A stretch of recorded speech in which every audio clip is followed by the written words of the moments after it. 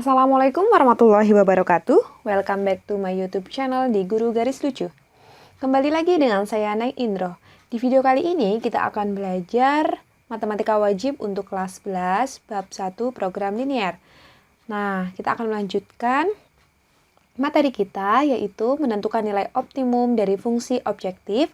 Lalu nanti yang kedua kita akan mempelajari permasalahan kontekstual dari program linear. Nah, yang pertama dulu ya, menentukan nilai optimum fungsi objektif.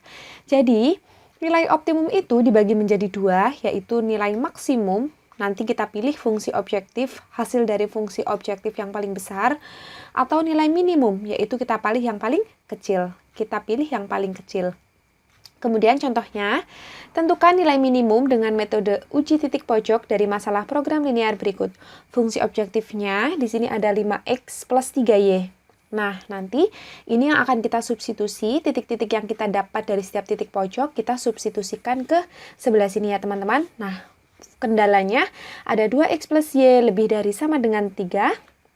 Ada x plus y lebih dari sama dengan 2, x lebih dari sama dengan 0, dan y lebih dari sama dengan 0. Nah, langkah pertama, seperti biasa ya, kita cari dulu titik potong dari masing-masing persamaan garis di diagram kartesiusnya. 2x plus y kita buat sama dengan dulu 3. Nah, masih ingat? Kita bikin kotakan ya. Kemudian, kita cari titik potongnya ketika x-nya 0, X dan Y. X dan Y. Nah, ketika X-nya 0 dan Y-nya 0. Nah, ketika X-nya 0, kita tutup ya.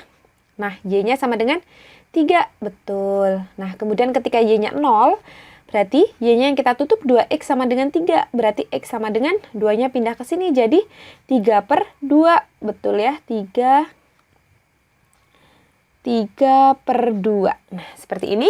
Kemudian, persamaan garis yang kedua, ada x plus y sama dengan 2. Nah, ini persamaan garis yang pertama.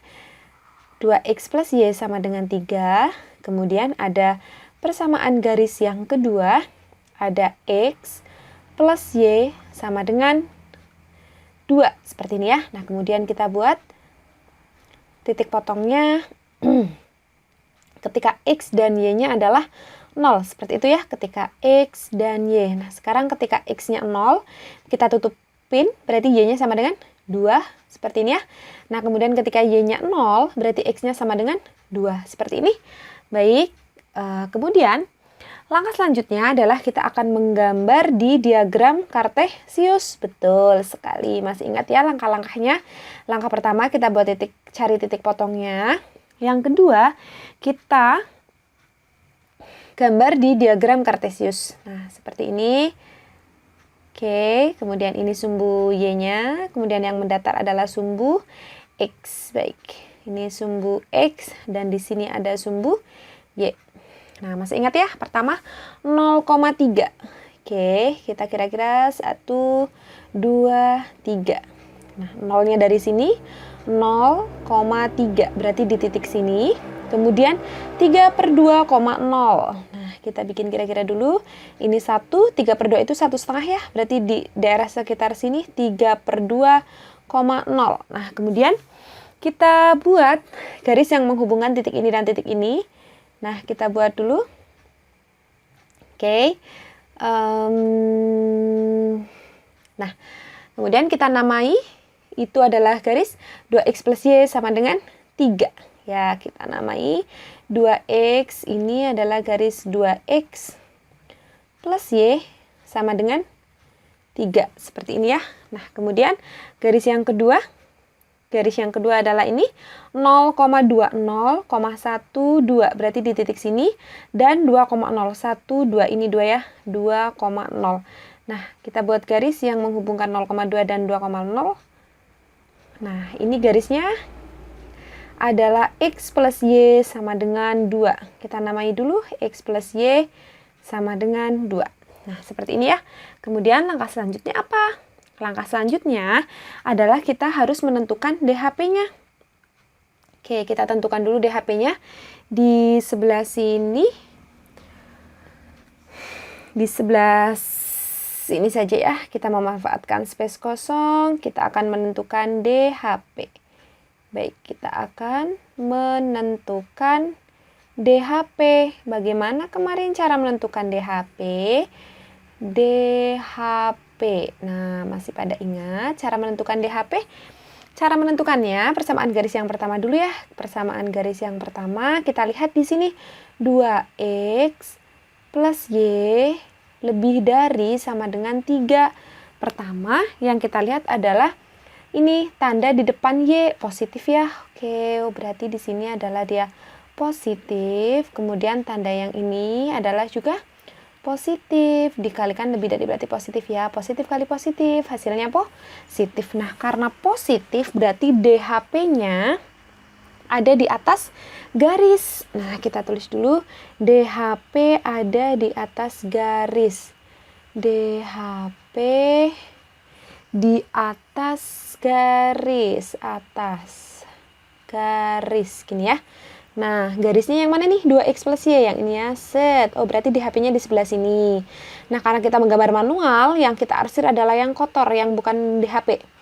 Yang kotor itu adalah yang bukan DHP-nya ya. Berarti kebalikannya itu yang di bawah. Baik, kemudian yang kedua, garis yang kedua adalah di sini ada x plus y.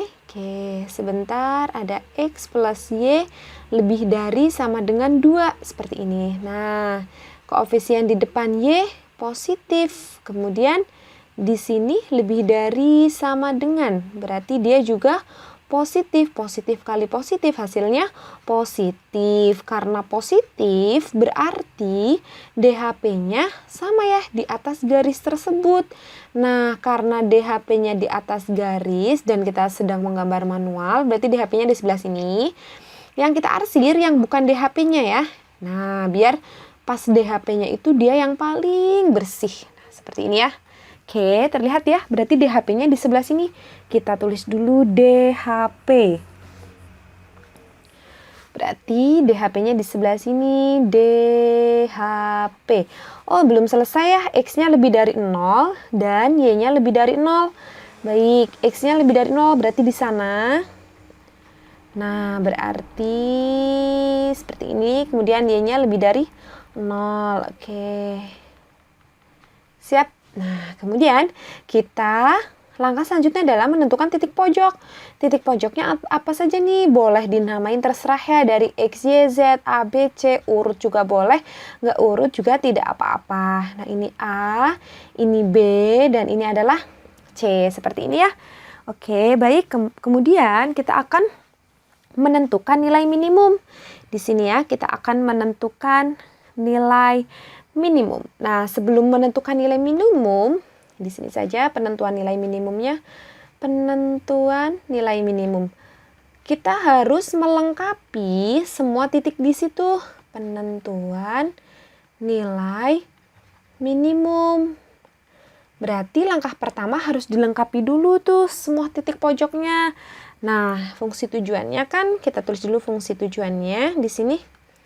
Kita mempunyai fungsi tujuan. Fungsi tujuan itu yang tadi ada di soal, yang belum kita apa-apakan itu loh, fungsi tujuan. Nah, fungsi tujuannya itu adalah f(x, y) sama dengan 5x, gini ya. Kemudian plus 3y, gitu. Nah, ini yang belum kita apa-apakan. Nah, kita cari dulu titik-titik pojok kita. Titik pojok kita bedakan dulu di sini. Di sini kita punya titik pojok. Kemudian nanti di sebelah kanannya kita akan mencari nilai fx, y-nya. Nilai dari fx, y, seperti ini ya.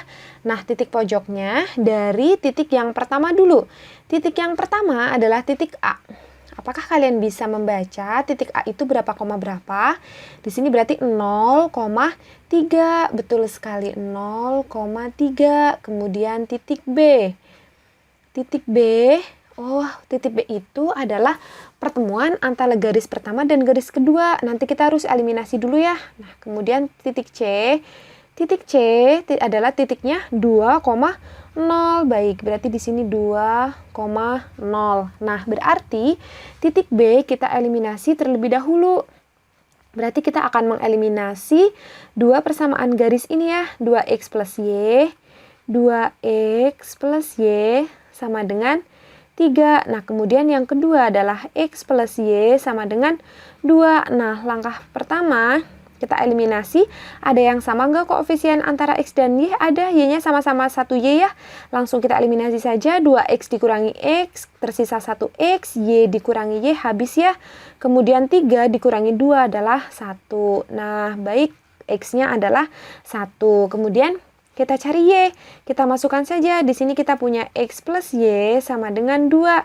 Sedangkan x-nya diketahui 1. Berarti 1 ditambah y, nggak tahu berapa ya, hasilnya adalah 2. Nah, berarti y sama dengan 2. 1 ini pindah ke sana jadi negatif 1. Berarti y sama dengan 2 dikurangi 1 adalah 1. Berarti x-nya 1, y-nya pun 1. Berarti di sini adalah 1,1.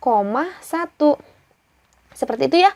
Nah, kemudian kita substitusi ke fungsi objektifnya. Di sini kita punya 5x plus 3y. Titiknya ini. Oh, berarti kita buat f, x-nya kita ganti ini ya, 0. Y-nya kita ganti 3. Nah, kita masukkan ke sini. Berarti 5 dikali x-nya diganti berapa? 0 ditambah 3 dikali y-nya diganti berapa? 3. Nah, 5 kali 0, 0 ditambah 3 kali 3, 9. Hasilnya adalah 9. Betul. Kemudian f 1,1 sama dengan kita ikutin 5 dikali x-nya berapa di sini? 1 ditambah 3 dikali y-nya berapa di sini? 1. Berarti 5 kali 1, 5. Kemudian ditambah 3 kali 1, 3. Berarti 5 tambah 3 adalah 8. Kemudian yang terakhir f 2,0. Kita masukkan di sini 5 dikalikan dengan x-nya berapa? 2 ditambah ini ada 3 ya. 3 dikalikan y-nya adalah 0. 5 kali 2 10, 3 kali 0, 0, 10 tambah 0 adalah 10, seperti ini. Nah, kita dapatkan nilainya itu 9, 8, dan 10. Nah, kita akan mencari nilai minimum. Tadi minimum adalah yang paling kecil. Oh, berarti kita pilih yang 8. Nah, berarti kita beri kesimpulan di sebelah sini. Jadi nilai minimum fx, y, nilai minimum dari fx, y adalah 8. Nilainya itu 8 ya, ini 8 nih. Kemudian kita kasih keterangan pada titik pojok. Pada titik pojok yang mana? Pada titik pojok B.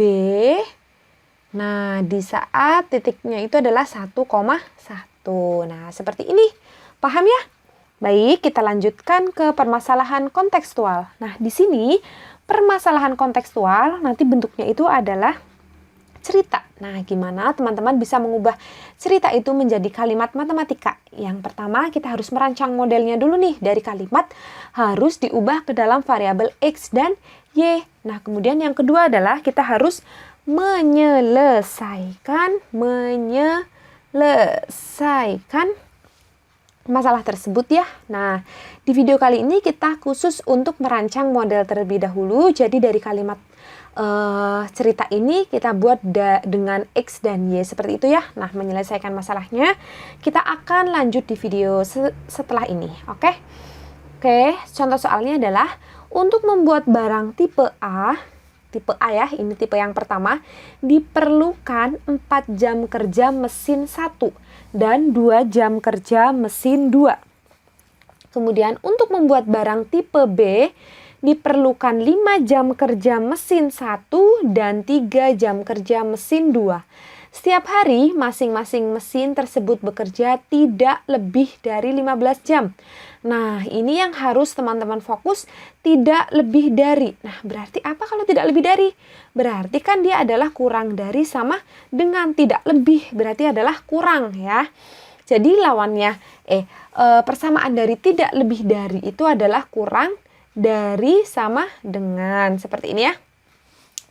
Kemudian dilanjutkan soalnya di situ, jika setiap hari dapat dihasilkan X barang tipe A dan Y barang tipe B, maka model matematika yang tepat adalah, baik penyelesaiannya, kita buat dulu kolom. Di sini pertama kita tulis tipe A dulu yang sebagai X dan tipe Y yang sebagai Y. Kemudian di sini ada jenis mesinnya, ada mesin 1 dan mesin 2. Nah, kita lengkapi saja.